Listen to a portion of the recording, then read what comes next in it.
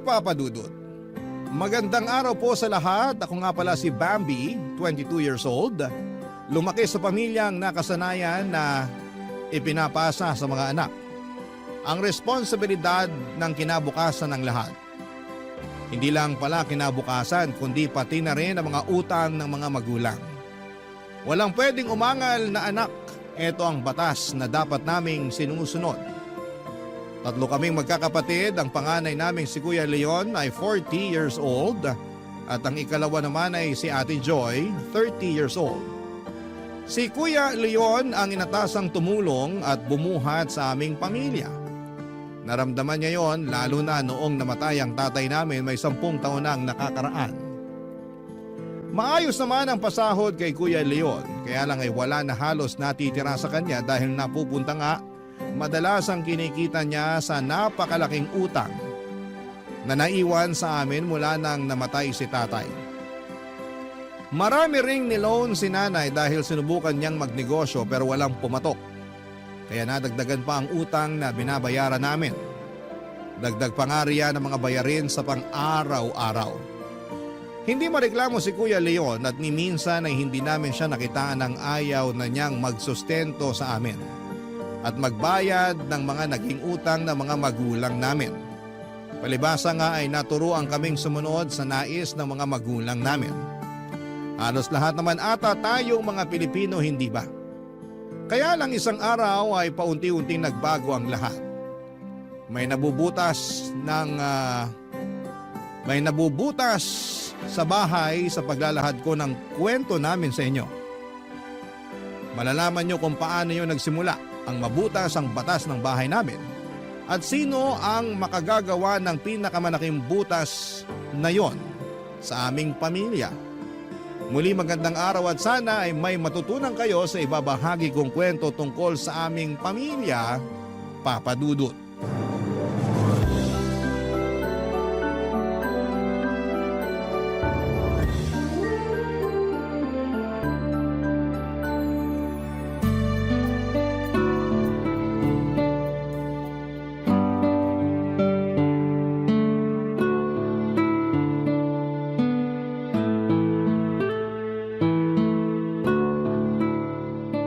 Bambi, pakihilot mo nga mamaya tong likuran at tiyan ko pagkatapos natin maghapunan. Magpatunaw muna kayo, Nay. Saka ko kayo hihilutin. Nako, sa edad ni nanay na 60, baka bukas pa yan matunawan. Baka gusto mong tunawin kita sa mundo. Pag ganitong kinakabag ako, wag mo akong mabiro-biro, Joy, ha? Ikaw naman kasi, Ate Joy. Hintayin mo munang matapos ang dalaw ni Nanay bago ka magbiro. Dinadatnan ba si nanay? Naniwala ka talaga, Kuya Leon? Tigilan nyo na nga yung pagbibiro tungkol sa akin. Magseryoso na kayo. May kailangan tayo pag-usapan. Minsan na nga lang ako makakatawa. Biglang seryoso agad ang usapan. Mahihirapan kang tumawa sa mga sasabihin ko. Pag-usapan na lang natin mamaya pagkatapos natin maghapunan, Nay. Gusto ko pa magkaroon ng gana sa kinakain kong bopis. Balik ulit tayo sa pagjo-joke sa dalaw ni Nanay. O kaya kung bakit next year pa siya matutunawan? Magseryoso na, hindi na ako natutuwa. Ay, tungkol na naman po ba to sa pera? Tama ba? Lahat naman tungkol sa pera. Kaya nga sabi ko sana mamaya na lang pag-usapan. Hindi magandang dinadaanan ng mga pagkain ng mga usapan tungkol sa pera. Tama naman yon. Paubos na rin naman to kinakain natin. Mas magandang mamaya na lang pag-usapan ng pera. Maiintindihan ng kanin at bopis kung bakit kailangan na natin pag-usapan ito. Sige na nga. Kakagat na kami. Anong meron? Kumuha ako ng lupa sa probinsya ng lola nyo. Ano? May masama ba sa sinabi ko?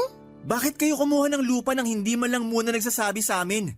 Lalo na sa akin. Nagkakaubusan na kasi ng mga lupa ngayon. Kaya nung sinabi sa akin ng pinsan ko na merong nagbebenta ng lupa ron sa amin, kinuha ko na. Pwede naman daw hulugan. Hindi niyo pa yung binayaran? Kahit down payment wala pa kasi malayong kamag-anak naman natin ang nagbenta kaya ayun, nagtiwala sa akin. At kaya nyo ba to sinasabi sa akin ngayon Kasi kasi... naniningil na ng down payment. Kailangan na raw bago matapos tong buwan. Akala ko po ba okay lang kahit walang down payment? Kailangan na rin daw kasi nila yung pera eh. Tsaka para mabawasan na yung babayaran natin sa susunod. Nay, alam nyo naman po may utang pa tayong binabayaran. Pakalahati pa lang ang nababayaran ko. Tapos ngayon magdadagdag na naman kayo ng bagong babayaran ko. Sana man lang hindi niyo muna kinuha ang lupang yun. Tama naman si Kuya Leon, Nay. Hindi praktikal na kumuha ng panibagong babayaran ngayon. Mas mainam kung tatapusin muna yung binabayarang utang ni Kuya bago kayo magdesisyon na kumuha ng lupa. Ano bang hindi tama ron? Praktikal nga na kumuha ako ng lupa. Hindi naman habang buhay uupa tayo. At hindi habang buhay kasama ko kayo. Alam ko, balang araw, aalis na rin kayo sa poder ko at bubuo na ng sarili ninyong pamilya. Gusto ko lang ng sarili kong lupa na mapapatayuan ng bahay para kahit iwan nyo na ako ron, ayos na ako. Total, doon din naman talaga ang punta ko. Alam kong abandonahin nyo rin ako. Dinaan nyo na naman kami sa ganyan, Nay. Nungonsensya pa nga. Pag ikaw pinost ni na Kuya Leon sa Facebook. Hindi ka dapat nakikisali sa usapan, Bambi. Wala kang nayaambag sa bahay na ito. Sorry po, Nay. Sinusubukan ko lang naman pong magbiro para hindi na bumigat lalo yung usapan. Hindi ko kailangan ng biro mo. Ang kailangan ko, manahimik ka. Para akong sinampal sa sinabi ni nanay sa akin, Papa Dudut. Oo, at wala pa akong ambag. Lalo't patapos pa lamang ako sa pag-aaral. Si Kuya Leon din ang nagpapaaral sa akin at si Ate Joy naman ang nagbibigay ng baon sa akin. Walang trabaho si nanay, nasa bahay lamang siya at inaasikaso kaming magkakapatid. Kaya parang napahiya ako na sumabad sa usapan dahil alam kong wala pa akong naitutulong sa pamilya namin. Natahimik na rin ako noon, ganon din sina Kuya Leon at Ate Joy. Nakatungo lamang silang dalawa habang nilalaro na lamang ang natitirang pagkain sa mga plato nila. Patuloy pa rin si nanay sa pagbibida sa kagandahan ng pagkakaroon ng sariling lupa. Nainis lamang ako nang biglang madula si nanay at sinabing magandang makabili kami ng property para may ipamukha sa mga taong nang da-down sa amin. Pangyabang lang pala, para lang may mapatunayan. Nakakainis talaga, Papa Dudut. Pagkatapos ng hapunan, pumasok na si Ate Joy sa kwarto namin. Si nanay na ang naghugas ng mga pinagkainan dahil good mood ito. Nagawa na kasi niyang mapapayag si Kuya Leon tungkol sa lupang kinuha niya. Ako naman ay nasa sala lamang at nagmamasid kay Kuya Leon na nasa bahay lamang or sa labas ng bahay. Nakabukas ang pintuan kaya nakikita ko kung paano siyang palakad-lakad at tila malalim ang kanyang iniisip. Sinulyapan ko si nanay at busy pa rin po ito sa paghuhugas. Kaya naman tumayo na ako sa pagkakaupo sa sofa at lumabas para puntahan si kuya. Sinarado ko ang pintuan para hindi marinig ni nanay ang magiging usapan naming magkapatid. Papa Dudut.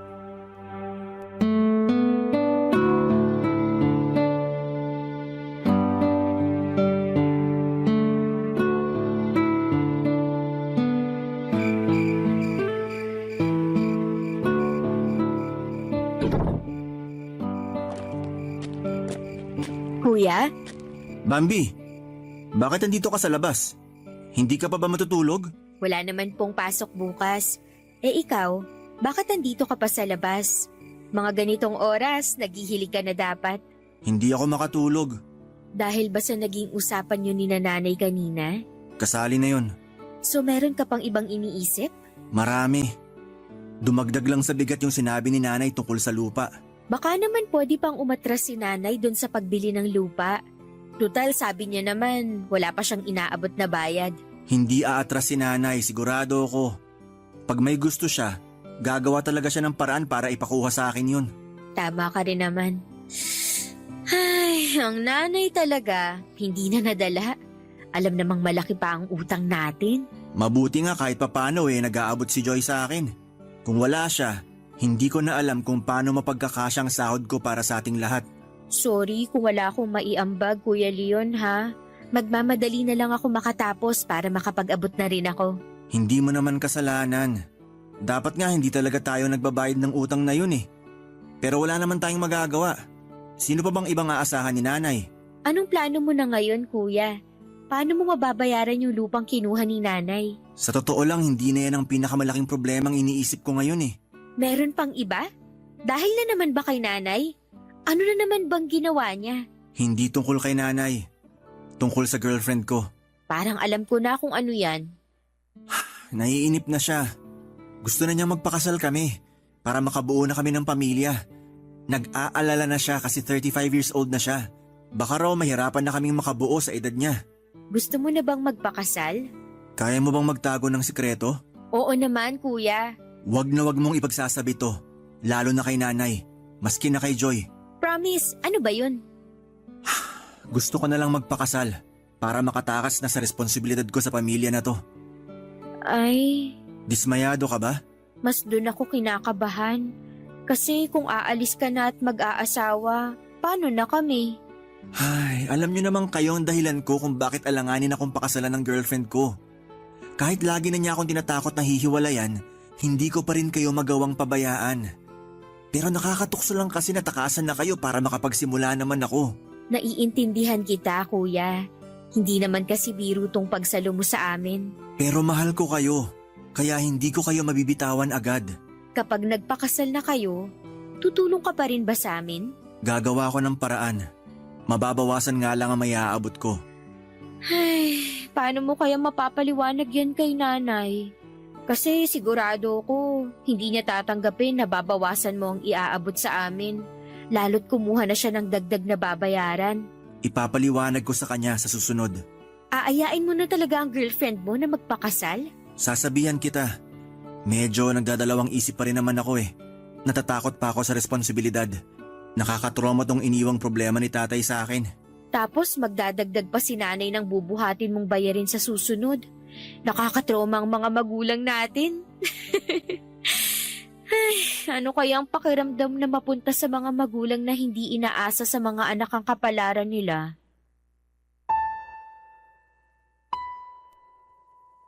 Ano nga kayang pakiramdam? Yon ang naging paulit-ulit na tanong ko hindi lang kay Kuya Leon kundi pati na rin sa sarili ko. Aminadong malaki ang inggit ko sa mga kaklase ko, ang mga magulang kasi nila papadudot ni minsan ay hindi humingi ng piso sa kanila.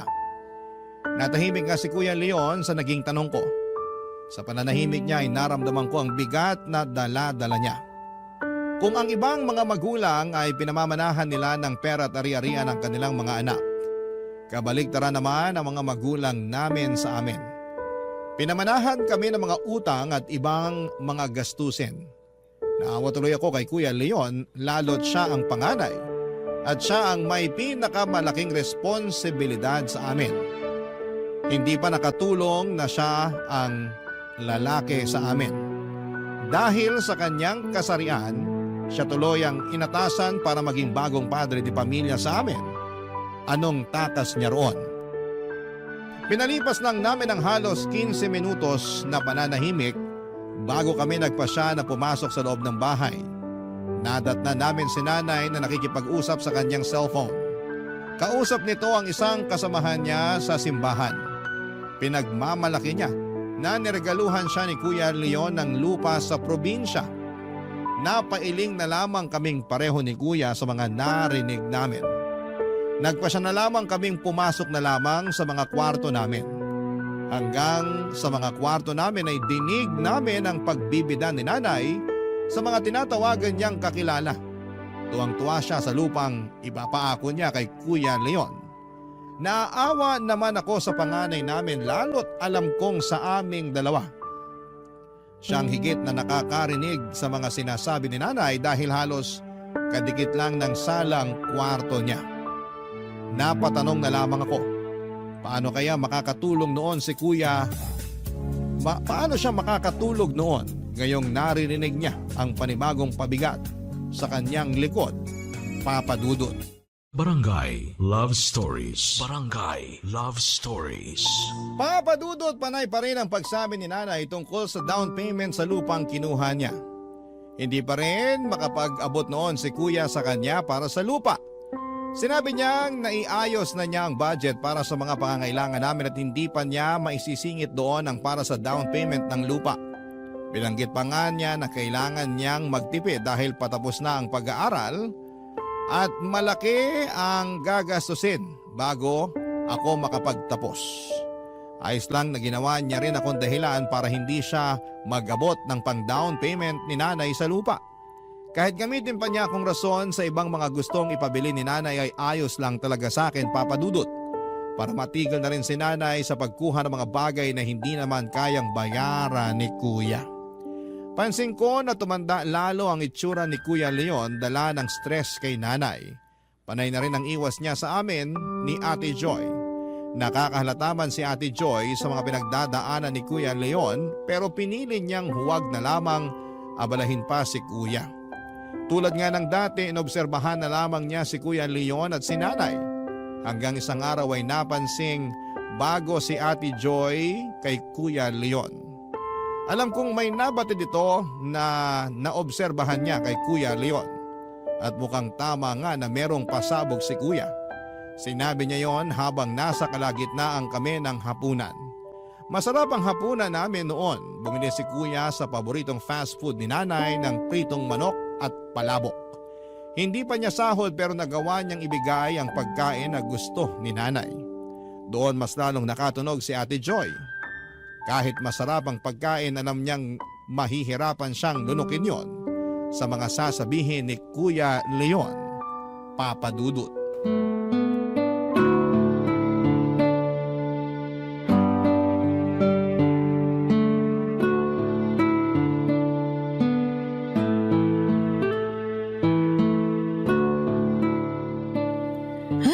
Mabuti naman at nakatikim ulit ako ng paborito kong pritong manok. Ang sarap ng gravy. Ang sarap ihalo sa palabok. Iba talaga ang timpla ng fast food na yun, ano? Enjoy na enjoy ka riyan, Naya. Oo naman. Paminsan-minsan lang bumili si Kuya Leon mo ng pagkain sa labas. Ang kuripot kasi. Gusto lagi na magluto na lang ako. Hindi naman kasi praktikal na palagi tayong bibili sa fast food. Tsaka hindi maganda sa kalusugan nyo. Nirason pang kalusugan ko ayaw mo lang talagang pasiyahin ng tiyan ko. Bihira mo nga itong gawin, Kuya Leon ano bang meron? Grabe naman. Iniisip mo bang may iba akong motibo? Nung last time na nilibre mo kami ng pagkain sa labas, binalita mo sa amin na may girlfriend ka na. Ay, naalala ko yan. Nag-away pa tayo nun, Leon. Binigla mo ako Isipin mo, nagnobya ka bigla nang hindi man lang iniisip kung anong magiging epekto nun sa budget natin dito sa bahay. Matagal na yon, Nay. Nairaos ko pa rin naman kayo kahit nagkaroon ako ng girlfriend. Pakiramdam ko nga yung nobya mong madalas na nakikinabang sa ekstrang pera mo. Siyang madalas na pinapakain mo ng pritong manok at palabok. Nakakaselos naman. Siya nga itong nanlilibre sa akin palagi kasi alam niya ang sitwasyon ko rito sa bahay. Ay mabuti naman. Kami lang dapat ang makikinabang sa sahod mo, no? Si nanay talaga, pasmadong bunganga. Kumain ka na nga lang dyan. Baka mamaya tumigil na si Kuya Leon sa panlilibre sa atin. Sige ka. Baka nga tumigil na rin siya sa pagsusustento sa atin. May gusto sana akong sabihin. Ko, sinasabi ko na nga ba Nagpasya na po kami ng girlfriend ko na magpakasal. Talaga? Matutuloy na? Masaya ako para sa inyo, Kuya. Anong masaya? Hindi mo na naman pinag-iisipan yung sinasabi mo, Bambi. At mas lalong hindi mo pinag-isipang mabuting desisyon mo, Leon. Matagal ko na po napag-isipan to, Nay. 40 na ako. Nasa tamang edad na ako para magpakasal. Kahit 40 ka na, hindi ka pa rin dapat magpakasal. Alam mo namang buhat mo pa kaming pamilya. Gagraduate na tong si Bambi. Hindi mo man lang matiis na wag munang ikasal bago magsuot ng toga tong bunso nyo. Ako na lang po ang gagawa ng paraan sa gastusin sa graduation ko para maikasal na si Kuya. Ilang beses ko bang sasabihin sa'yo, Bambi, na hindi ka pwedeng sumali sa usapang ganito? Kapag hinintay ko bang makapagtapos si Bambi, pwede na ako magpakasal? Paano naman ang lupa na kinuha ko? Paano ng down payment doon? Sinasabi ko naman sa inyo na bitawan nyo na habang hindi pa tayo nakakapaghulog. Bakit ko bibitiwan? Gusto ko ang lupang yon. Gusto ko na tuloy makuha agad yon dahil dyan sa pagpaplano mong mag-asawa na. Tama lang ang desisyon ko talaga. Iiwan nyo rin ako. Kaya kailangan ko na rin ng sariling lupa para makapagpatayo ng bahay ko. At sino naman ang inaasahan yung magpapatayo ng bahay para sa inyo? Mabuti at sumabat ka sa usapan. Kasi kung ipipilit ng Kuya Leon mo na magpakasal, alam mo na kung sinong kukuha ng responsibilidad niya. Huwag niyo naman sanang idaan sa ganitong usapan, Nay.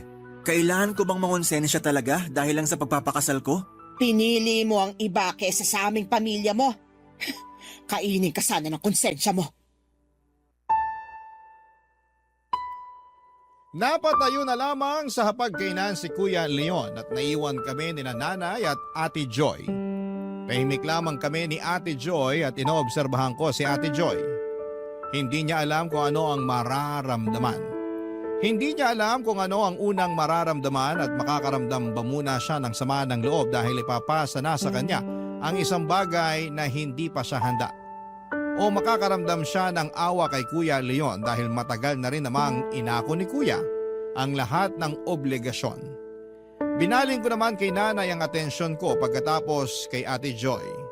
Parang hindi naapektuhan si Nanay sa mga emosyon ng mga anak niya na lumabas sa usapang yon. Doon ako nakaramdam ng lungkot. Hindi ko nga naipagtanggol man lang si Kuya. O di naman kaya ay madepensahan ang sarili ko. Para akong parte lang ng audience noon at hindi dapat makialam sa mga aktor dahil makakasira lamang ako. Nawala na rin ako ng gana sa kinakain at nagpaalam na ako para tapusin ang assignment ko. Sinundan na rin ako ni Ate Joy papasok sa kwarto at naiwan si Nanay na nilalantakan pa rin ang palabok at pritong manok. Sa paglipas pa nga ng mga araw at linggo, biglang nagpasya si Kuya Leon na magsama na sila ng karelasyon niya. Kinabiglan naming lahat yon. Ibig sabihin mas mapapaaga ang pagkaputol ng sustento niya sa amin. Doon ko nga mas lalong nakita ang problemang itsura ni Ate Joy. Ang problemadong mukha niya, wala na siyang kawala. Alam niyang siya na ang susunod na aako sa responsibilidad sa pamilya. Nang tuluyan na ngang makaalis si Kuya Leon, si Ate Joy ang nagpatuloy sa pagbabayad ng mga gastusin sa bahay at sa mga utang namin. Nakiusap siya kay Nanay na huwag munang magbibigay ng down payment sa lupang kinuha niya dahil naninibago pa ito sa pagbabayad ng mga gastusin sa bahay. Pumayag man noon si Nanay sa kahilingan ni Ate Joy ay kita pa rin naman sa kanya na masama ang loob nito. Mabuti na nga lang daw at malayong kamag-anak ang pinagkuhanan ni Nanay ng lupa kaya hindi pa rin yon binigay sa iba kahit na hindi pa kami nakakapagbayad. Sa paglipas ng mga buwan nanlibre si Ate sa paboritong fast food ni Nanay. Alam ko na ang susunod na mangyayari, Papa Dudut.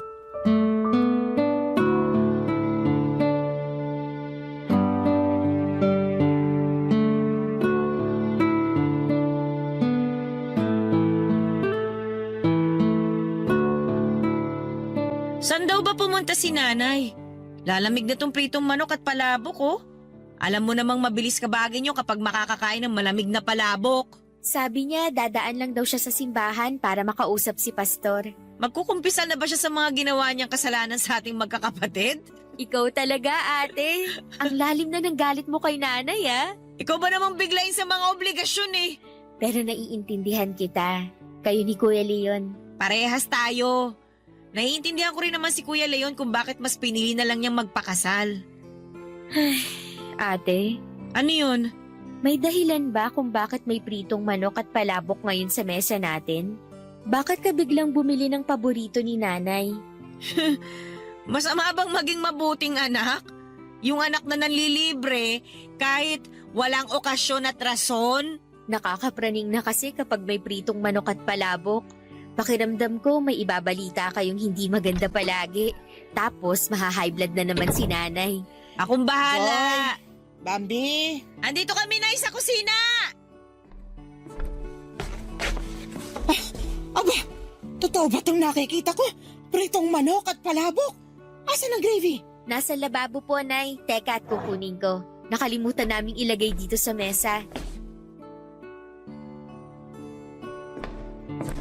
Oh, heto na po ang gravy. Mainit-init pa yan. Ang init nga ng gravy. Maganda to sa sikmura ko. Mabilis ako matutunawan. Ay, ano bang okasyon? Bakit biglang may paganito? Wala naman, Nay. Nag-crave lang ako bigla sa pritong manok at palabok. Kaya tayo. Naku, ingat ka riyan sa cravings na yan, Joy, ha? Yung anak ng kasama ko sa simbahan, nag-crave daw ng peanut butter at saging. Kinabukasan, nalaman na buntis na pala. Akala mo cravings lang. May bata na pala sa tiyan. Ang lala. Kaya ikaw, Bambi, Subukan mo lang na mag-crave bago ka gumraduate. Lagot ka talaga sa akin. Katakot naman yung pagbabanta nyo. Para kayong mangangalkal ng tiyan. Hindi po ako magpapabuntis, Nay. Kalmahan niyo lang. Gagraduate akong single at regular ang monthly period. Ay, mabuti naman. Oh, kumain na tayo. Ako ba, Nay? Hindi niyo ba ako tatanungin kung bakit bigla akong may cravings? Huwag mong sabihin... Magiging lola na kayo! Magiging tita na ako. Buntis ka? Sigurado ka? Nagpa-check up na po ako. Mahigit 1 buwan na akong buntis. Alam mo na ba kung babae o lalaki ang magiging pamangkin ko? Hindi pa, pero sigurado akong tao to. Sana babae para... Tumahimik ka, Bambi. Nay, ano po bang masama sa sinabi ko? Basta tumahimik ka na lang para makapag-isip ako kung paano sa sermonan tong ate mo. Nay, anong mali naman sa nangyari sa akin? Blessing po ito para sa akin. Alam niyo ba kung gaano kahirap magbuntis sa edad ko? Blessing sa'yo? Parusa sa akin. Nay, paano naman naging parusa sa inyo yun? Hindi ko naman pinapaako sa inyo magiging anak ko. Pero tatapusin mo na rin ang pag-ako sa responsibilidad mo sa amin. Kaya nga siguro blessing to para sa akin. Lahat na lang kayo gumagawa ng paraan para talikuran ako. Hindi naman namin kayo tinatalikuran, Nay. Magsusustento ka pa rin ba kahit magkakaanak ka na? Sabihin mo nga sa akin. Susustentuhan ko kayo hanggang makatapos si Bambi. At pagkatapos nun, tapos na ang obligasyon ko sa inyo. Paano ang lupa ko? Sa unang pagkakataon ay hindi nakakain si nanay ng paborito niyang pritong manok at palabo. Kahit umuusok pa sa init noon ng gravy, hindi pa rin niya magawang ibuhos sa palabok para lantakan. Sa unang pagkakataon din ay masayang nakakain si Ate Joy at ganado niyang nilantakan ang mga nasa mesa. Pinaalam pa niya kay nanay ang gravy na kung pwede sa kanya na lamang dahil lumakas ang paglilihi niya roon. Nakatulala lang si nanay sa lababo. Alam kong pinoproblema niya noon ang lupang gusto niyang makuha. Hindi rin ako makakain noon kahit gaano kasarap ang chicken na paborito ni nanay na nasa harapan ko. Hindi ko magawang damputin yon at ilagay sa bibig ko. Bigla kong naramdaman ang pagkawala ng gana ni Ate Joy nang ibalita ni Kuya Leon na magpapakasal na siya. Umikot lang sa akin ang lahat. Hindi na nga nakakain pa si nanay at dumiretso siya sa kwarto at hindi na nagpaalam pa sa amin. Sinubukang makipagkwentuhan ni Ate Joy sa akin pero nagpaalam ako sa kanya. At sinabing aayusin ko lang ang huling mga assignment ko sa klase. Hinayaan naman ako ni Ate Joy na pumasok na sa kwarto. Patuloy pa rin siya sa pagkain at siya na rin ang umubos sa pagkain ko. Pagkapasok ko sa kwarto ay sinubukan kong buklatin ang notebook ko para simulang gawin ang assignment ko. Pero hindi makapag-focus ang utak ko roon. Lumilipad ang utak ko sa pag-iisip kung paano ako kaagad makakahanap ng trabaho pagka-graduate ko at kung paano ko mapagkakasya ang sahod ko sa pagbabayad ng utang namin at pagsusustento sa pangangailangan sa bahay. At paano kung isingit muli ni nanay ang tungkol sa lupa na gusto niyang mabili? Paano ako makakaangal gayong mag-isa ko na lamang at wala ng kakampi dahil aalis na si Ate Joy sa bahay oras na makapagtapos na ako sa pag-aaral. Maya-maya pa ay nagkaroon na ng laman ng notebook ko. Yun nga lang ay mga luha yon. Dala ng takot sa haharapin kong responsibilidad para sa pamilya ko, Papa Dudut. Barangay Love Stories. Barangay Love Stories. Papa Dudut, mabilis na lumipas sa mga araw at nakapagtapos na ako sa pag-aaral at masaya na si Ate Joy na makakawala sa obligasyon niya. Napilitan akong maghanap kaagad ng trabaho pagkatapos ko sa pag-aaral. Hindi naging madali yon at nakiusap pa ako kay Ate Joy na kung pwedeng humingi pa ng 1 buwang palugit sa sustento at pagbabayad ng utang namin bago siya tuluyang makagraduate sa responsibilidad sa amin. Pumayag naman siya. Naawa rin kahit papaano. Sa loob ng 1 buwang yon ay sinikap kong makahanap kaagad ng trabaho at sa awa naman ng Diyos ay nakahanap naman ako pero hindi ganong kalaki ang sahod. Sinabi ko yon kay nanay at malungkot na lang niyang tinanggap ang katotohanan na hindi ko pa agad mabibili ang gusto niyang lupa. Nawala na halos ng gana si nanay sa akin. Ako na kasi ang last card niya sa pamilya para iahon si nanay sa hirap. Hindi pala ganon kadali. Pinakamahirap pa sa akin dahil wala nang ibang susunod sa akin para akuin ang responsibilidad sa bahay.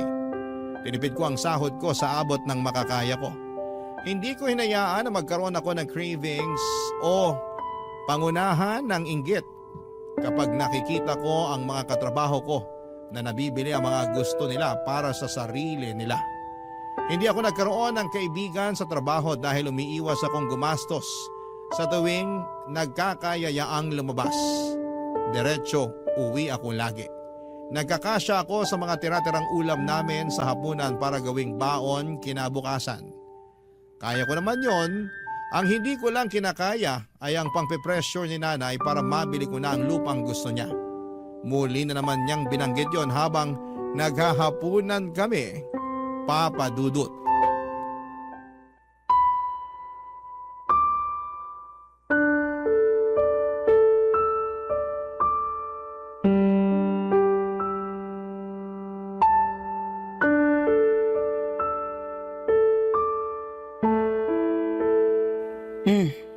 May balita na ba kina Ate Joy at Kuya Leon mo? Hindi pa sila nagre-reply nung last na kinumusta ko sila sa Facebook. Mukhang nakalimot na. Hindi naman po siguro. Busy lang din talaga. Lalo malapit ng mga anak si Ate Joy. Tapos buntis na rin yung asawa ni Kuya Leon. Iniwan nilang responsibilidad dito sa bahay para bumuo ng panibagong responsibilidad sa labas. Ano bang klaseng pag-iisip yon? Desisyon naman po nila yon, Nay. At mula ngayon, makikinig ka sa mga desisyon ko para sa ikabubuti natin, ha? Huwag na huwag kang gagaya sa mga kapatid mo na tinakasan ako. Kahit gustuhin ko man, ako na ang last card sa pamilya na to. Anong last card? Wala po. Tapusin mo na nga lang yung kinakain mo dahil may pag-uusapan pa tayo mamaya. Tungkol na naman po ba yan sa lupa? Meron pa bang iba? Ang tagal nang naiatras ang pagbili ng lupang gusto ko. Nakakahiya na sa pagbibilhan ko. Kesa naman nakapag-down na noon, di ba ka naremata lang yung lupa ngayon dahil hindi talaga kayang bayaran? Panay nang tawag sa akin ng may-ari ng lupa. Hindi na mapakiusapan. Tinatakot na ako na marami na raw gustong bumili ng lupang yon. Di ibenta niya kamo sa iba. Sige, pasamain mo palalo ang loob ko. Pinaasa na nga ako ng mga kapatid mo tapos ikaw naman tong magpapagsak ng pag-asa ko. Sinasabi ko lang ang totoo at praktikal, Nay. Hindi ko po talaga kaya na bilhin ang lupang yon. Tingnan nyo ngang puro interes na lang ang nababayaran ko sa mga utang natin. Problema ko ba yon? Kung nakahanap ka sana ng magandang trabaho, di sana malapit na nating matapos ang utang natin ngayon. Hindi naman ganun kadali na makahanap ng malaking pasahod na trabaho, lalo't kakatapos ko lang sa pag-aaral. Maswerte nga po na nakahanap pa rin ako kahit fresh graduate ako eh. Sagot yan ng mga tamad magsumikap sa paghahanap ng mas maayos na trabaho. Tuwing day off mo kasi, huwag ka nang magkulong dito sa bahay. Kung hindi ako magkukulong dito sa bahay, mapapagastos lang ako sa labas. Hindi ko sinasabing maglamyerda ka. Ang gusto kong puntuhin, gamitin mo ang day off mo sa paghahanap ng sideline o di kaya paghahanap ng mas magandang trabaho para makalipat ka na agad. Hindi pa ako pwedeng makaalis sa trabaho dahil nakakontrata pa ako. Pwede namang takasan ng kontrata, uso naman mag-awol ngayon. Tinuruan niyo pa ako ng mali. Alam niyo namang pinapaganda ko pa ang pangalan at reputasyon ko. Tapos papayuhan niyo ako ng ganyan? Wala nang pupuntahan ng magandang reputasyon ngayon, Bambi. Lagi niyong sinasabi na maging praktikal at wais. Bakit hindi mo ngayon gawin? Bakit hindi ka maghanap ng mas mataas magpasahod na trabaho para maiwan mo na yung bulok mong trabaho ngayon? Hindi kasi ganun kadali, Nay. Kailangan ko pa ng experience. Maganda pa rin tong trabaho ko para pangdagdag pabango sa resume ko kapag umalis na ako ron. Ang tigas din ang ulo mo. Mana kayo ng mga kapatid mo sa tatay niyo. Kung bakit naman kasi siyang naunang mawala rito sa mundo, sana ako na lang para hindi na ako nakakaranas ng hirap sa mga anak ko. Huwag namang magsalita ng ganyan, Nay. Nakakawalang gana sa pagkain eh. Sinasabi ko lang ang nararamdaman ko, walang mali rito. Tatahimik na lang po ako para matapos na tong pagtatalo natin. Kung kailan gusto na kita magsalita, saka ka biglang mananahimik. Samantalang dati, panay ang sabat mo sa amin ng mga kapatid mo kahit hindi naman hinihingi ang opinyon mo. Nay, mag-usap na lang po tayo mamaya, okay lang po ba? Gusto ko sanang ma-enjoy tong pagkain. Bigay respeto na rin sa grasyang natanggap natin. Kung tatahimik ako ngayon habang kumakain ka, maaasahan ko bang mapag-uusapan natin mamaya ang lupa na gusto ko? Oo na lang po. Doon na nasiyahan si nanay sa pinangako kong mapag-uusapan namin ang tungkol sa lupa na gusto niyang mabili. Ako naman tong nawala ng gana. Nakatingin na lamang ako sa plato ko habang nagko-compute kung kaya ko bang maisingit sa sahod ko ang lupa ni nanay. Para matigil na sana siya sa kakasermon at kakaparinig sa akin tungkol doon. Ang lungkot ko sa totoo lang. Wala nang mga kapatid ko na pwedeng kumampi sa akin. Kahit panay ang message ko noon sa kanila ay ayaw nila akong replyan. Totoo nga kaya ang sinabi ni nanay na nakatakas na sila sa amin. Doon ako nasaktan. Dahil noong andon pa sila ay todo ang suporta ko sa mga plano nila. Kahit natakot ako sa mga biglang pagdedesisyon nila na umalis na sa bahay. Panakitaan ko pa rin sila ng pangunawa. Pero bakit kung ako ang nasa ganong sitwasyon ay bigla silang nawala? Nasa na yung kapalit ng suporta at pangunawa ko sa kanila? Hindi na ba yon masusuklian pa? Nagpatuloy lamang ako sa buhay kahit gaano pa yon kahirap sa akin. Halos ayoko nang umuwi pa ng bahay tuwing natatapos ang trabaho ko dahil ayokong harapin si nanay na panayang pangungonsensya dahil hindi ko siya mabigyan ng magandang buhay. Sa akin napunta lahat ng sama ng loob ni nanay at wala akong mapag-abutan noon dahil kaming dalawa na lamang ang nasa bahay.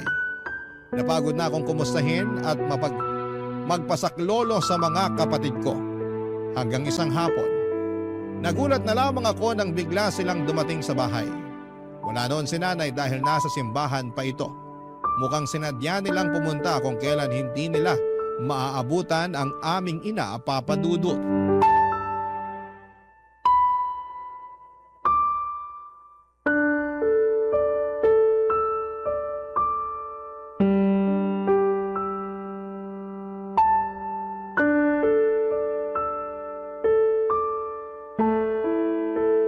Kumusta ka na rito sa bahay natin, Bambi? Mabuti naman at nagawa niyo pa akong kumustahin. Nakita mo naman siguro sa mga post ko sa Facebook. Busy talaga ako. O sige, Nangayayat ka. Nagkasakit ka ba? malapit na. Huyog mo namang ipanalangin. Wag no? Kasi kung hindi, walang ibang aasahan si nanay. Kawawa naman siya. Kaya nga kami pumunta rito para tulungan ka. Nakapag-usap na kami ni Kuya Leon sa sitwasyon mo. Alam naming nahihirapan ka na. Hindi niyo alam kung gaano kahirap tong sitwasyon ko ngayon. Sa akin na binubunto ni nanay ang lahat ng sama ng loob niya sa inyo. Pero tandaan mo na bago ka, kami munang unang pinagbuntunan ng galit ni nanay. Kami ang unang inasahan niya sa lahat. Pero ako na ang huli at mas malaki ang pressure na to sa akin. Sorry kung umabot ka sa ganito ha. Wala namang may gusto nito eh. Kaya tumakas kayo. Oo, tumakas talaga kami. Kasi gusto namin magkaroon ng sarili naming buhay. Gusto naming ma-enjoy yung pinaghihirapan namin. At ako, wala akong karapatang gumaya sa inyo? Wala akong karapatang ma-enjoy ang pinaghihirapan ko? Kaya nga kami nandito para tulungan ka sa sitwasyon mo. Tutulungan niyo na ba akong magbayad sa mga utang natin? Mag-aambag na ba kayo sa lupa na gusto ni nanay? Yan ang malabo. Alam mo naman ngayon pa lang kami nakakabawi sa lahat. Eh di wala rin naman pala kayong maitutulong sa akin. Bakit pa kayo pumunta rito sa bahay? Bakit niyo pa sinabi na tutulungan niyo ko? Matutulungan ka namin sa ibang paraan. Tulad ng ano? Mamadaliin na namin to bago dumating si nanay. Ano nga ang gagawin? Tulad ng ginawa namin. Gusto niyong magpakasal ako? Magpabuntis? Eh wala nga akong oras para magkaroon ng karelasyon. Natatakot pa nga akong magpaligaw kasi baka makihati ako sa gastos kapag nakipag-date ako. Makakaisip pa tayo ng paraan bukod sa mga ginawa namin. Gusto niyo na rin ako makatakas dito? Nakokonsensya man kami kay nanay, pero mas nakokonsensya kami sa'yo. Ngayong binanggit niyo yan, nakokonsensya na naman ako. Pigilan mo kung gusto mong makalaya rito. Ate Joy, hindi ganun kadali yun. Araw-araw akong pinapalamo ng konsensya ni nanay dahil sa pag-iwan niyo sa amin. Sa tingin niyo, hindi pa namamahay ang konsensya sa puso ko? Ganyan din naman ang ginawa sa amin ni nanay noon. Pero iba ang kaso ngayon. Kasi ako na tong pinakahuling aako sa obligasyon ng pamilya. Hindi ko naman na kayo pwedeng asahan sa sustento dahil may mga pamilya na kayo. Nanalo na kayo makatakas dito. At ako, kahit makatakas ako rito, paano si nanay? Iwan mo! Alam kong hindi naging ganon karesponsable si nanay sa atin. Pero nanay natin siya. Wala na siyang ibang aasahan, wala siyang trabaho. Saan siya kukuha ng panggastos para sa sarili niya? Paano niya mababayaran ang utang natin? Paano ang pangarap niyang mag-retire sa probinsya? Hindi ako handang ipagkait yun sa kanya. Nilamon ka na nga ng panggigil trip ni nanay. Sigurado ka bang ayaw mong matulungan ka namin makatakas dito? Kasi kung aalis ka rito, paniguradong mapipilitan si nanay na maghanap ng trabaho para sa sarili niyang pangangailangan. Kung yung utang natin, pwede namang takasan na rin yun. Hindi naman na nila hahabulin si nanay dahil matanda na siya. Baka kampihan pa siya ng mga pulis kapag sinumbong siya. Naisip ko nga rin yan. Basta magpapakalayo-layo lang tayong magkakapatid. Hindi na makakahabol ang pinagkakautangan ng pamilya natin. Kahit si nanay lang ang mahabol nila, wala rin naman sila magagawa kung walang pambayad si nanay eh. Marami namang gumagawa ng ganito. At saka isa pa, sino namang magbabawal sa atin na hindi yun gayahin? Sa naulit na pagkakataon ay natahimik ako sa usapan naming pamilya. Ang kinaibahan lamang noon, ako ang nagdesisyon na manahimik at hindi dahil pinilit ako. Hindi kasi ako makapaniwala sa mga narinig ko sa mga kapatid ko. Kaya talaga nilang masikmura na iwanan si nanay at hayaan na ang utang namin. Oo, totoo, hindi naman kaming magkakapatid ang nangutang doon, pero ang utang na yon ay dahil sa kagustuhan naming madugtungan pa ang buhay ni tatay. Kaya gumawa si nanay ng paraan para makautang para pangbayad sa ospital. Pero hindi nga rin talaga kinaya ng katawan ni tatay at ang pagninegosyo noon ni nanay ay para panimula noon na umahon. Pero minalas lang talaga kaya napunta sa wala ang mga inutang niya para doon. Nagdiskusyon pa sina Ate Joy at Kuya Leon ng ilang sandali. Hindi ako nakisali sa kanila at ang dami nilang naisip na pwedeng paraan para makatakas ako sa obligasyon. Pero nawalan ako ng gana na makisali sa kanila. Napansin nila ang pananahimik ko at sinabi nilang lumabas muna kami at kumain sa paboritong fast food ni nanay. O-orderan daw nila ako ng pritong manok at palabok. Libre na raw nila para makakain naman daw ako ng masarap. Ipagti-take out din nila si nanay para maibalita ko na rin daw ang plano ko na kumalas sa obligasyon. Kampante sila na makakapag-isip sila ng magandang dahilan para tuluyan kong abandonahin si nanay. Hindi pa rin ako umiimik. Inayaan ko lamang silang magsalita at nang matapos ang usapan ay inasahan nila na may mapipili na akong rason para talikuran ang obligasyon sa pamilya namin. Hindi na nila ako hinatid pa uwi pero tinutuon nila na pinag-take out ako ng pritong manok at palabok para kay nanay. Nakapatong lamang yon sa aking hita at ramdam ko ang init ng mga pagkain yon habang lulan ako sa jeep. Pagkarating ko sa bahay, masaya akong sinalubong ni nanay. Pinakita ko sa kanya ang dala-dala kong pritong manok at palabok. Natuwa naman siya. Sabay kaming kumain at sa kalagitnaan ng usapan ay binalita niya sa akin na kinuha siyang tagapaglinis sa simbahan at maayos naman daw ang pasahod. Matutulungan na raw niya ako sa pagbabayad ng utang namin at sa tulong ng Diyos. Sana raw ay makapag-ipon siya para sa lupang pangarap niya. Napangiti ako at muling nagkaroon ng gana sa buhay.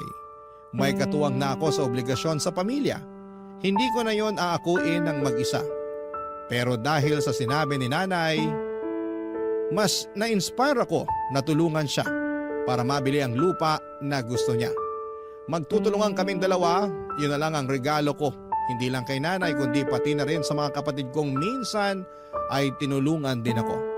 Maraming salamat po sa pagbasa ng aking liham at nakapaghatid sana ako ng maayos na aral sa inyong lahat sa nangungunang radio station ang Barangay LS 97.1. Ang inyong forever kapuso at kabarangay, Bambi. Dear Papa Dudut, may mga tao na todo-todo magmahal. Yung bang binansaga na silang martir dahil hindi nila magawang bitawan at iwanan yung taong iniibig nila. Pero sila rin yung mga tao na matiisin at mapagpasensya. Yun bang kahit paulit-ulit ng sinaktan ay nahahanap pa rin sa kanilang puso ang magpatawad. Hanggang ngayon ay naniniwala pa rin ako na kahit kailan ay hindi kahinaan ang magmahal. Bago po ang lahat ay tawagin niyo na lamang po ako sa pangalang Lala, 33 years old, taga Sariaya, Quezon. Pero dati ako nagtatrabaho at tumira sa Pasig. Programa ninyo, Papa Dudut, ang tumulong sa akin upang magkaroon ng libangan o mga panahong huminto na ako sa pagtatrabaho dahil nagkaanak na kami ni Roy. Nagkakilala kami taong 2019 noong nag-factory worker ako sa pinagtatrabahuhan niya, kung saan delivery truck driver naman siya. Tulad ng ibang love story ay mabilis kaming nagkapalagayan ng loob. At dahil pareho naman kaming single ay naging madali sa aming mapalapit sa isa't isa. Noong nabuntis ako ay tinira niya ako sa bahay ng nanay sedes niya. Pangako sa akin ni Roy na pag-iipunan niya ang pambukod namin. Umasa ako sa sinabi niya pero nagtatlong taong gulang na lamang ang anak namin ay hindi pa rin kami nakaalis sa poder ng nanay niya, Papa Dudut.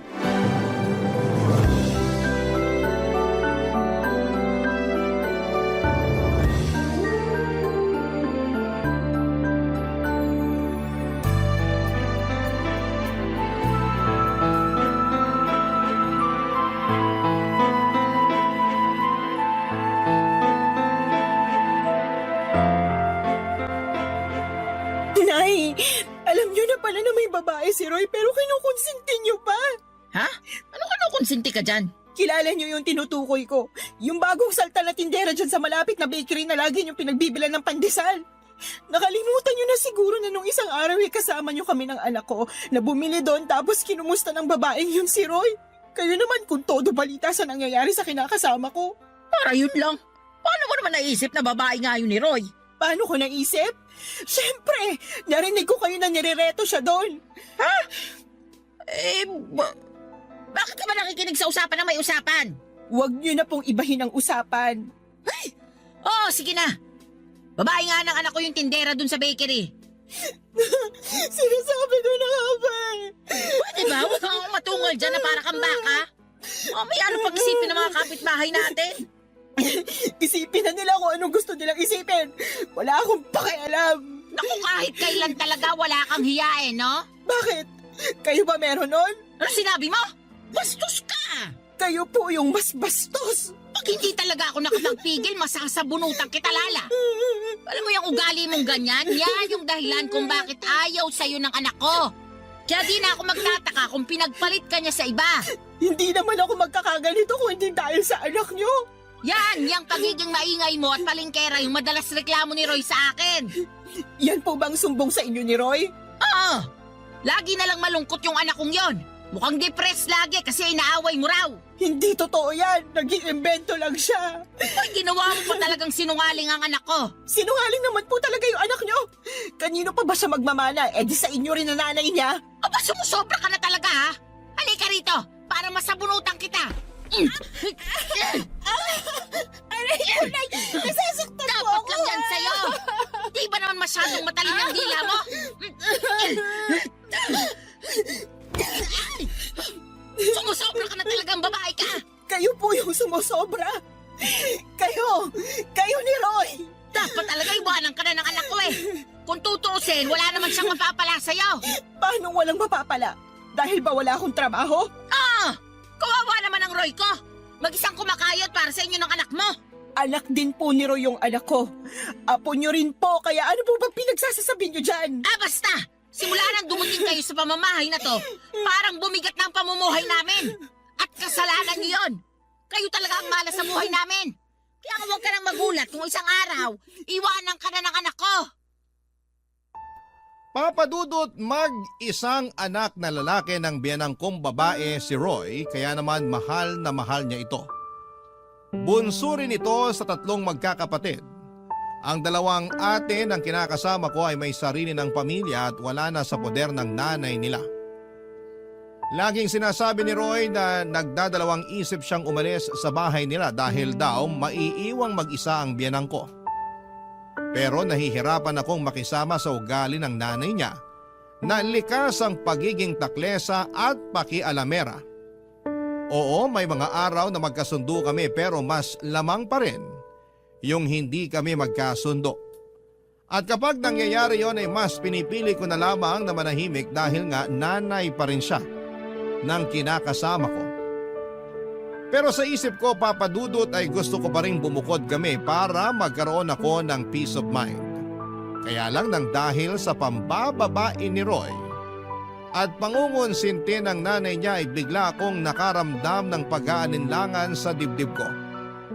Sa totoo lang ay 2 taon pa lang ang anak namin noon ay napansin ko na ang panlalamig sa akin ng kinakasama ko. Siyempre bilang babae ay meron tayong instinct na baka may iba na siyang kinakalokohan. Inoobserbahan ko lang si Roy dahil ayoko ma-stress masyado sa kanya. Magaling ang mister ko, kumbaga sa kriminal ay marunong siyang magtago ng mga ebidensya. Pero wala namang lihim na hindi nabubunyag at nadagdagan lang ang sama ng loob ko sa pangungonsinti ng nanay niya. Kaya nga hindi ko na napigilang sumabog ng araw na yon at manibugho, Papa Dudut.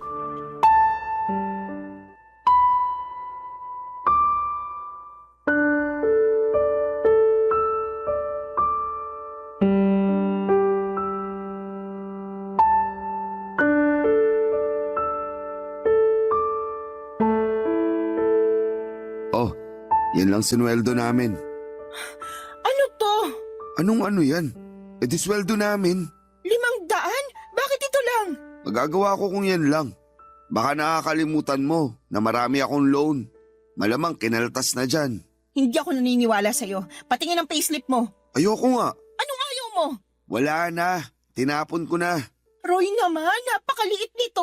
Alam mo namang may sakit yung anak natin, di ba?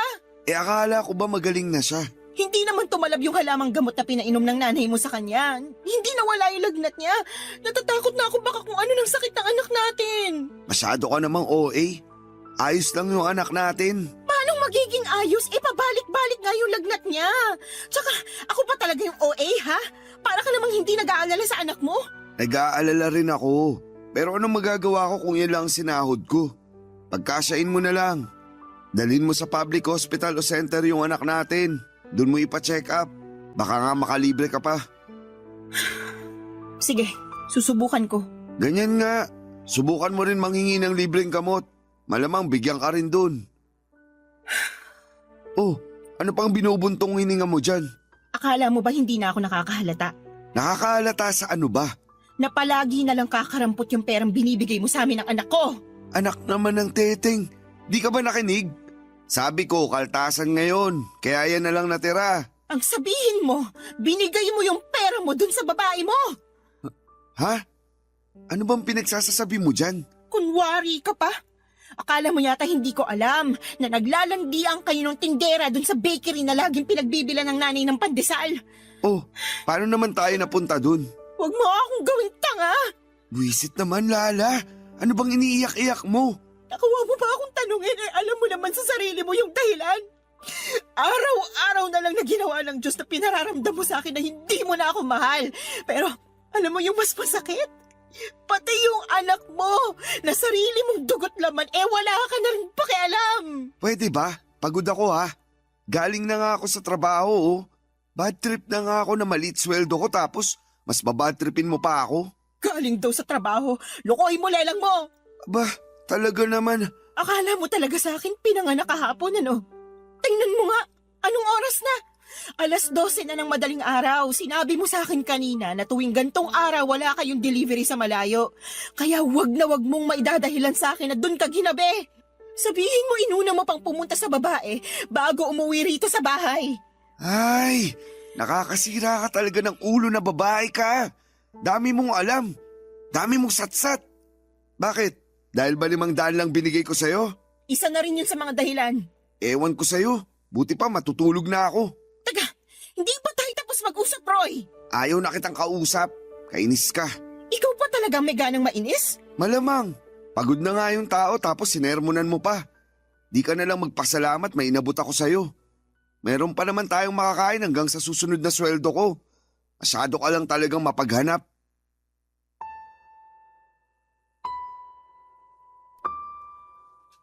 Papadudot kahit na hindi aminin ni Roy na may iba siyang babae ay ramdam ko na meron talaga. Lalo pa na sumasala na siya sa pagbibigay sa amin ng anak niya. Ang totoo ay hindi yon ang unang pagkakataon na kulang ang perang ibinibigay sa akin ni Roy. Maraming beses na pero ewan ko ba sa sarili ko kung bakit mas pinili kong manahimik ng mga panahong yon. Pakiramdam ko tuloy ay nasanay na lamang si Roy kaya paulit-ulit na niyang ginagawa. Ewan ko rin kung bakit kahit na sinabi na ng nanay niya sa akin na babae niya yung tindera sa bakery na malapit sa amin, ay gusto ko pa rin na manggaling kay Roy ang pag-amin. Bagay na hindi naman niya ginawa, Papa Dudut. Sobrang sakit sa dibdib nang naging pagtatalo namin ng gabing yon. Hindi ko rin naman siya pinatulog kahit nagsabi na siyang pagod na siya. Dahil gusto ko siyang umamin sa akin na may babae nga siya. Kaya naman lumabas na lamang siya sa kwarto at narinig kong nagsumbong siya sa nanay niya, Papa Dudut. Pagkalipas ng ilang minuto ay kinatok ako sa kwarto ng biyenan ko at tinawag palabas. Noong nasa sala na kami ay doon niya ako sinermonan. Marami siyang sinabi na mga masasakit at hindi maganda sa akin, Papa Dudut. Halimbawa na noon ay masyado raw akong mapaghanap samantalang hindi naman ako ang nagtatrabaho. Sinabi rin niya na kung totoong may pinagkakagasosang ibang babae si Roy ay kasalanan ko naman daw dahil hindi na ako kaakit-akit sa paningin ng asawa ko. Ininsulto na naman niya ang katawan ko na masyado raw mataba kaya nagawa akong ipagpalit, Papa Dudut. Barangay Love Stories. Barangay Love Stories. Papa Dudut, akala ko ay kaya kong patawarin si Roy sa pambababae niya. Ang akala ko ay magagawa kong magpakamartir alang-alang sa binuo naming pamilya. Ang akala ko ay kaya kong isantabi na may kahati kami sa kanya pero hindi pala. Nasusuka ako sa isiping may sinisiping siyang iba bukod sa akin at nagagalit ako dahil wala siyang pakialam sa amin ng anak niya. Paulit-ulit niya akong tinatarantado. Alam din ng mga dati naming katrabaho at malapit kong kaibigan sa factory ang pagiging malapit ni Roy sa mga babae. Since hindi na ako nagtatrabaho doon ay silang nagbabalita sa akin kapag may kinakalokohang babae ang kinakasama ko. Ilang beses na rin nila akong ni-real talk na hiwalayan ko na si Roy. Pero hindi ko pa kaya. Dahil nga sa ayokong masira ang pamilya namin. Bukod doon ay ayoko ring lumaking walang kinikilalang tatay ang aming anak, Papa Dudut.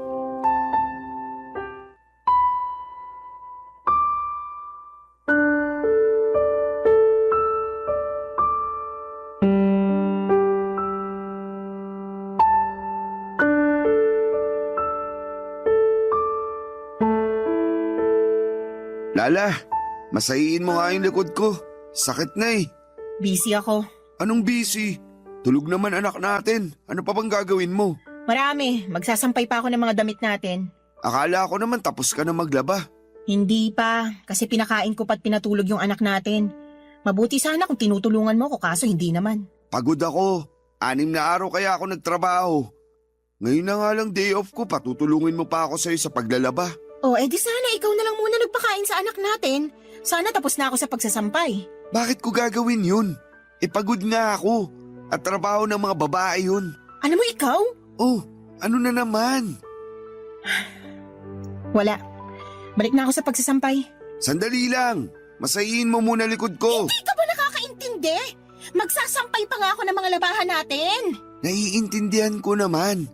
Pero pwede bang mamaya na lang? Mamayain ko mukha mo eh. Bakit ka ba ganyan? Anong bakit ako ganito? Nakuha mo pa magtanong? Hindi mo ba halatang napapagod na ako? Kaya nga mamaya ka na magsampay. Masayin mo muna ako. Wow ha? Akala ko naman pagpapahingahin mo ko. Yun pala uutusan mo lang din ako. Yan talagang ugali mo yung ayaw ko eh. Reklamador. Tapos magtataka ka kung bakit nagawa kong tumingin sa ibang babae. Ano sinabi mo? Sabi ko, reklamador ka. Kung ako reklamador, ano ka pa? Tsaka kapal din ang apog mong sabihin na kasalanan ko kung bakit ka tumingin sa ibang babae. Oh, edi inamin mo rin sa akin na may iba ka nga. Akala ko alam mo na. Bintang ka pa nga ng bintang sa akin nun. Hindi bintang yon. Inamin mo na nga, di ba? Ibig sabihin totoo. Oo, naisip ko lang na wala na akong dapat itago pa. Saka di naman tayo kasal eh. May karapatan akong tumingin sa iba kasi wala naman akong pananagutan sa'yo. Ano? Naririnig mo ba yung sarili mo? Walang pananagutan sa akin eh, may anak tayo, Roy! Oo, pero magkakaanak na rin kami ni... Ano sinabi mo? Pwede bang kumalma ka muna? Nakakagulat ka naman eh. Bigla-bigla kang sumisigaw. Aray ko! Bakit ka ba nangahampas? Tanong-tanong ka pa eh, kulang pa nga yung pangahampas ko sa'yo. Tsaka kapal na mukha mong sabihin sa akin na nabuntis mo yung kabit mo. Nakakadiri ka. Ano sa palagi mo dapat na maging reaksyon ko, ha? Matuwa ako? Magpa-party ako at ipaglatag ka ng red carpet kasi magkakaanak na kayo ng kalantari mo? Hindi naman, pero... Alam mo, ayoko na. Ha? Anong ayaw mo na? Ayoko na ng ganitong buhay kasama ka. Pagod na ako kung alam mo lang. Hindi ito yung klase ng pagod na madadaan sa tulog. Papahinga. Wasak na ako dahil sa ginagawa mo sa akin. Kung makapagmalaki ka pa, na kaya ka tumingin sa iba ay dahil sa pagiging reklamador ko, kapal mo talaga, Roy. Saan ka pupunta? Wala ka na doon. Basta, aalis na kami ng anak mo sa pamamahay na to. Lala naman, huwag mo naman gawin sa akin to. Bakit hindi? Hindi mo naman na kami mahal eh. Saka sabi mo magkakaanak na kayo ng babae mo. Eh di doon ka na. Congratulations sa inyo ah. Uy, seryoso ba talaga yan? Iiwanan niyo ako ng anak natin? Correction, anak ko lang. Simula sa araw na to, hindi mo na sa anak. Hindi ka na niya tatay. Hindi mo na rin ako live-in partner dahil tapos na tayo. Papadudot galit na galit ako kay Roy nang malamang kong nabuntis niya ang kalantari niyang babae. Pakiramdam ko ay dobling beses niya akong pinagtaksilan.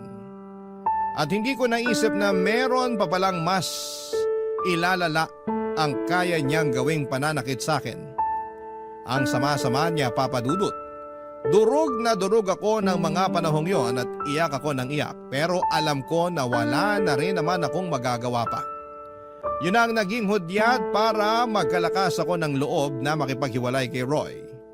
Alam ko na mas priority talaga niya ang pambababae niya kesa sa amin ang anak niya, Papadudot. Ilang taong ko ring pinagtiisan ang hindi pagiging mabuting padre de pamilya at provider ni Roy.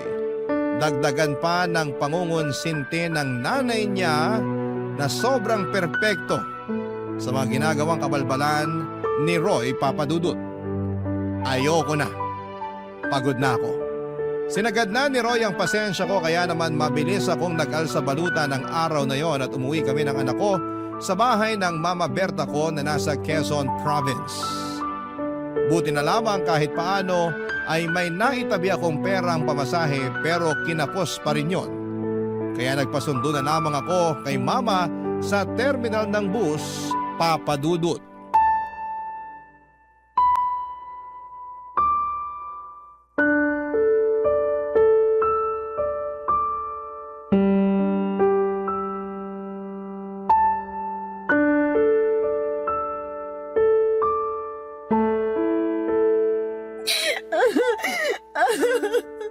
Kung hindi pa naman tinamaan ng lintik yung Roy na yan. Halika, samahan mo ako sa kanila dun sa Pasig. Puputulin ko yung pagkalalaki niya. Wag na po. Tsaka ayoko na rin pong bumalik sa kanila. Pwes, ako ang babalik para maipaghiganti kita. Hindi na po kailangan. Ayoko na po ng gulo. Ewan ko, hindi ako mapakali. Gusto kitang ipaghiganti. Sobrang sama ng ginawa ng Roy na yun sa'yo, nak. Tapos pati nanay niya kinukonsinti siya. Ako talaga naman. Opo, Hinahayaan niya mong babae yung anak niya at pinalalabas na kasalanan ko kasi marami raw akong pagkukulang. Babalatan ko sila ng buhay mag-ina eh. Kailan pa nila ginagawa yan sa'yo? Matagal ko na pong nararamdaman na may babae si Roy. Pero nito lang sa umamin at ang masahol pa, nabuntis na raw niya. Matagal na pala pero tiniis mo lang. Ayoko lang kasing masirang pamilya namin eh. Ayokong mawalan ng tatay ang anak ko.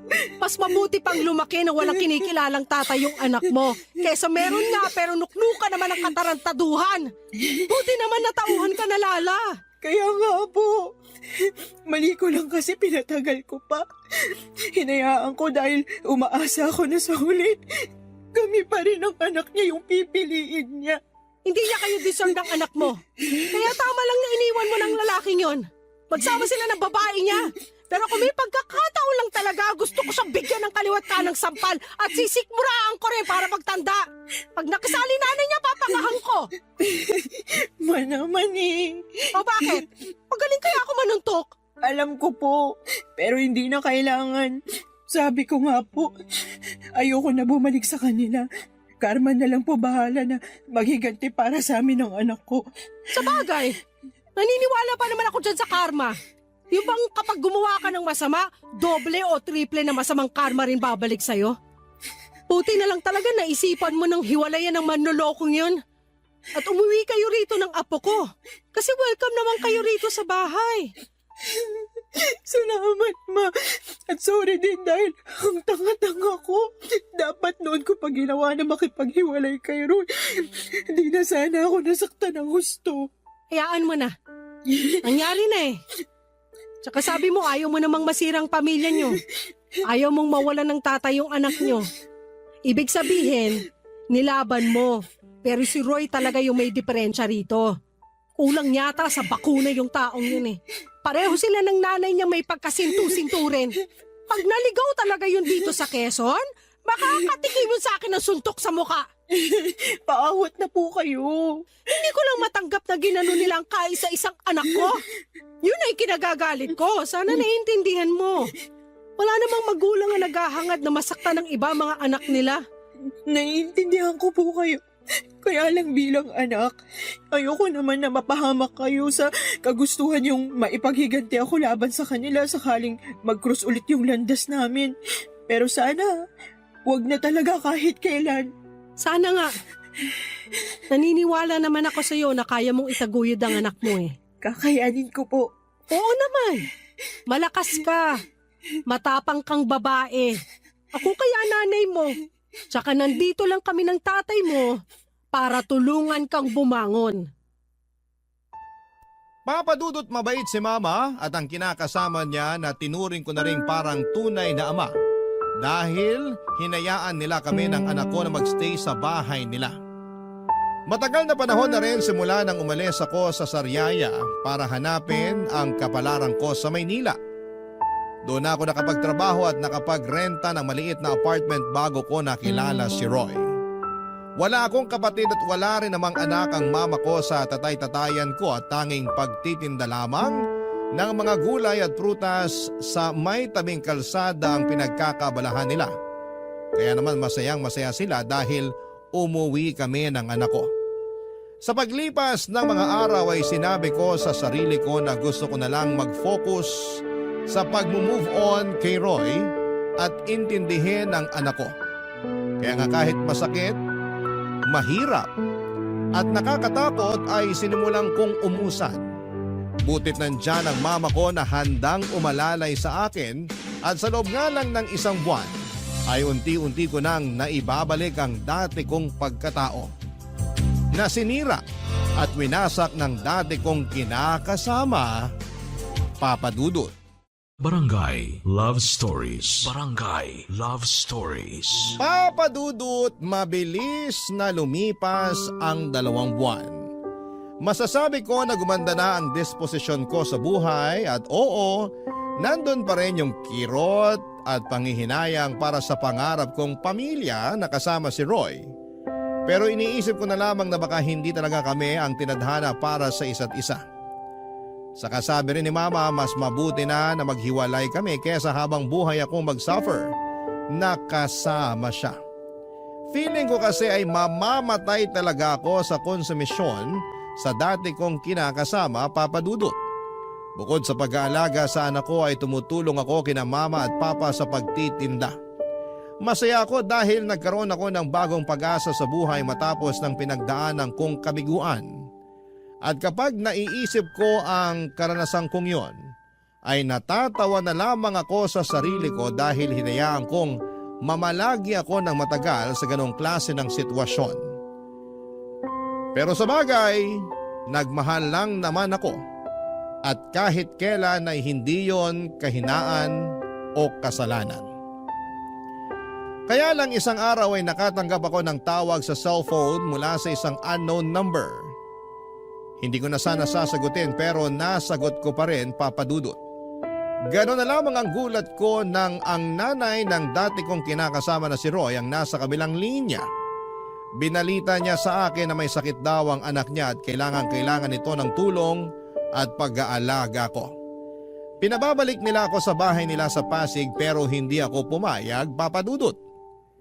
Binabaan ko ng cellphone ang nanay ni Roy at makaraan lang ang 3 araw ay gulat na gulat ako nang pumunta siya sa bahay namin sa Sariaya, Quezon.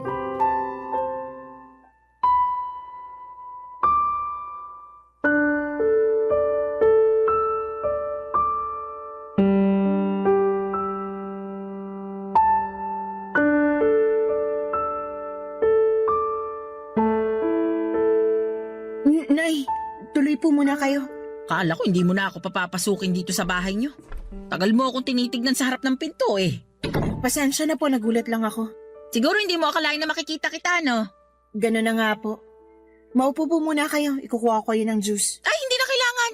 Wala rin naman akong planong magtagal pa rito sa bahay niyo. Lala, may bisita ka pala? Ay ma, kayo pala. Ikaw ang nanay ni Lala? Oo. Eh ikaw, sino ka? Ako si Sedes, nanay ni Roy. Roy? Yung manloloko? Hinay-hinay ka sa pananalita mo tungkol sa anak ko, ha? Ikaw ang maghinay-hinay.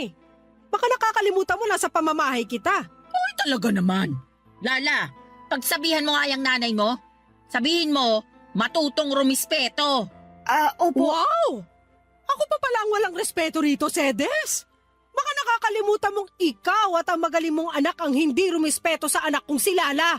Akala mo ba hindi ko alam ang panloloko ng anak mo sa anak ko?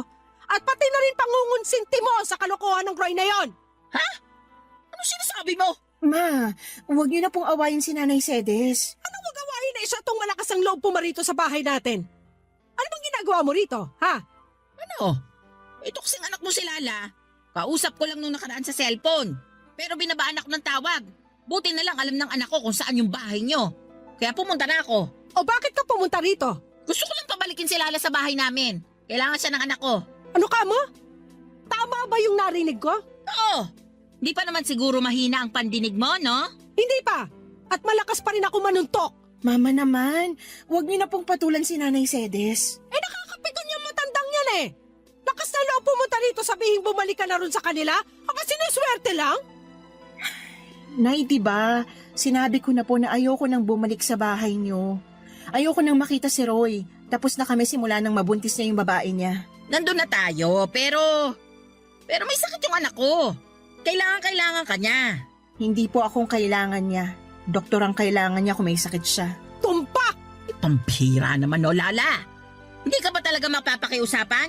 Hinahanap ka nga ng anak ko. Ang gusto niya, alagaan mo siya. Parang wala kayong pinagsamahan ng anak ko, ah. Bakit ako? Nasaan yung babaeng nabuntis niya? Doon siya magpaalaga, hindi sa akin. Tungkol sa bagay na yan, wala na. Hiwalay na sila matapos makuna ng babae. Kaya nga nagkasakit si Roy kasi nagluluksa siya sa namatay niyang anak. Oh, di ba?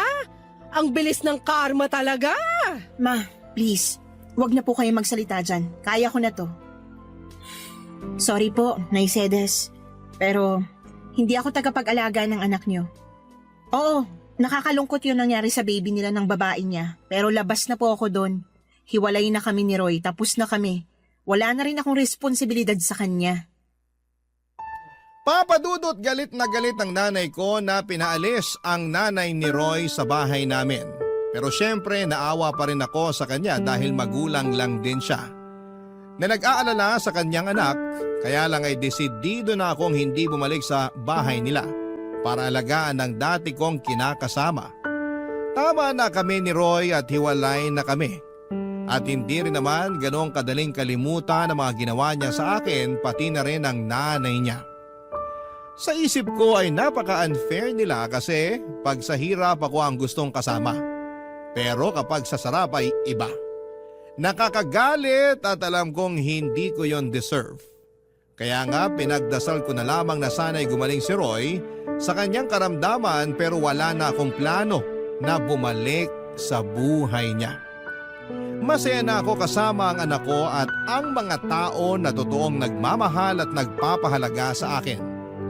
Mabilis na lumipas sa mga araw at paulit-ulit pa rin akong tinetext ng nanay ni Roy na puntahan ko siya sa bahay nila para alagaan si Roy. Kesyo, hinahanap daw ako ng anak niya pero wala na akong pakialam pa. Kinatagalan ay tumigil na rin si Nanay Sede sa pagte-text sa akin. Siguro'y nagsawa na din o di kaya ay tinanggap na lamang niya ang desisyon ko.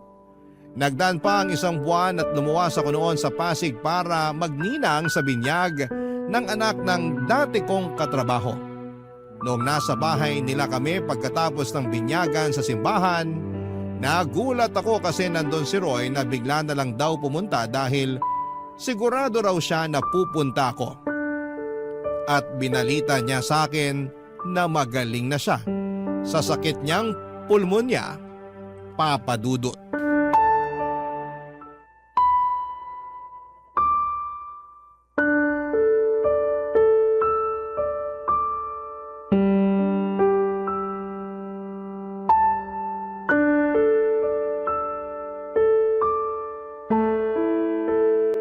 Alam mo, panira ka ng araw eh.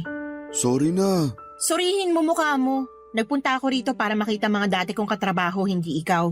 Alam ko naman yun pero ito na lang yung paraan na naisip ko para makausap ka. Hindi mo na rin kasi sinasagot yung mga text at tawag namin sa'yo ni nanay. Ay, sorry ha. Hindi ko na rin natatanggap. Nakablock na kayo sa akin. Ang kulit nyo kasi mag-ina eh. Hindi mo na ba talaga kami mapapatawad? Yung nanay mo, napatawad ko na. Pero ikaw, hinding-hindi. Lakas ng tama mo, no? Nakuha mo pa talagang itanong sa akin ang bagay na yan? Umaasa pa rin kasi ako na magkakabalikan tayo. Siraan na lang ang tuktok ko pag binalikan pa kita. Pero may anak tayo. May karapatan pa rin ako sa bata. Hindi ka naman nagpakatatay sa anak natin eh. Ayaw mo nga na alagaan siya, di ba? Dami mo pa nung dahilan, kesyo pagod ka. Nagawain ko yun kasi babae ako. Nakakapikong ka na. Kaya nga nagbabagong buhay na ako.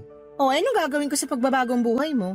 Lala naman, wag mo naman gawin sa akin to. Gagawin ko kung anong gusto kong gawin. Ikaw nga, ginawa mo lang din noon yung gusto mo eh. Alam ko naging siraulo ako. Alam ko marami akong pagkukulang sa inyo ng anak natin. Pero pinagsisisihan ko na yun lahat. Hindi mo na ba ako pwedeng patawarin? Hindi mo na ba ako pwedeng bigyan ng pangalawang pagkakataon? Binibigay lang ang pangalawang pagkakataong sinasabi mo sa mga taong deserving. Pero ikaw, hindi ka kasama sa mga taong yon, Roy. Huwag ka nang umasa na makikipagbalikan pa ako sa'yo dahil matagal na tayong tapos. Maawa ka naman sa akin oh. Naawa ka ba sa akin nung niloko mo ako? Naawa ka ba sa akin nung pinagmukha niyo akong pangit ng nanay mo para lang makonsinti ang pambababae mo? Hindi naman, di ba? Kaya sabihin mo, bakit ako maaawa sa'yo? Mabuti pa umalis ka na. Lala naman, huwag mo akong paalisin. Anong wag paalisin? Hindi ka naman imbitado rito. Tsaka sinisira mong araw ko, nakakainis ka na. Gusto ko lang naman mag-sorry sa'yo. Wala nang magagawa yung sorry mo, hindi na ako makikipagbalikan sa'yo. Gusto mo bang lumuhod ako? Ano? Sige, luluhod ako. Tumayo ka nga dyan, nakakahiya ka. Wala akong pakialam kahit na nakakahiya pa tong ginagawa ko. Pero desperado na ako.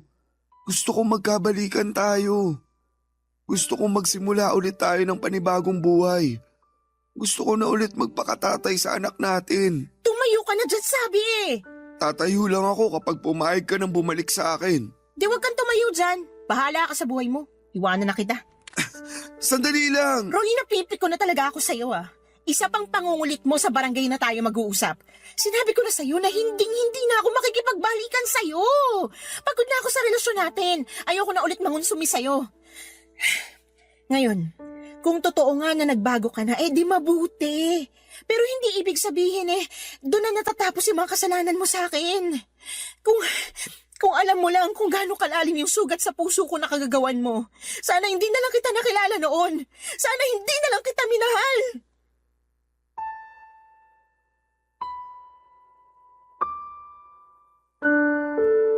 Papadudot, kitang-kita ko ang matinding lungkot sa mga mata ni Roy nang marinig ang mga sinabi ko.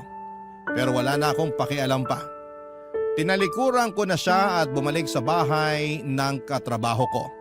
Nakita ko naman na umalis na rin siya kaya kahit papaano ay napanatag na ako. Kaya lang ay aminado ako na hindi ko na na-enjoy ang araw na yon dahil sa pag-eksena ng dati kong kinakasama. Bukod doon ay nanginginig pa ang katawan ko sa enkwentro namin. Pero wala akong pinagsisihan na tinanggihan ko ang pakikipag-ayos niya sa akin.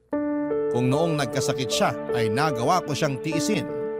Alam ko sa sarili ko na magagawa ko ulit yon. At hanggang sa kasalukuyan ay masaya ako sa desisyon kong tuluyang makipaghiwalay na sa kanya, Papa Dudut. At ang huling balita ko ay nag-resign na raw siya sa pabrika na pinagtatrabahuhan niya. At hindi ko na alam kung ano na ang nangyari sa buhay niya. Basta sa ngayon ay focus na lamang ako sa sarili ko at sa aking anak. Maraming salamat po, Papa Dudut, sakaling mapili po ninyong basahin ang istorya ng buhay ko. Sana po'y kinapulutan po ito ng aral at inspirasyon ng mga kabarangay natin na huwag manatili sa mapang-abusong relasyon. Matuto tayong piliin ang ating sarili. Huwag tayong magpakamartir. God bless po sa inyong istasyon and more power, Papa Dudut. Ang inyong forever kapuso at kabarangay, Lala.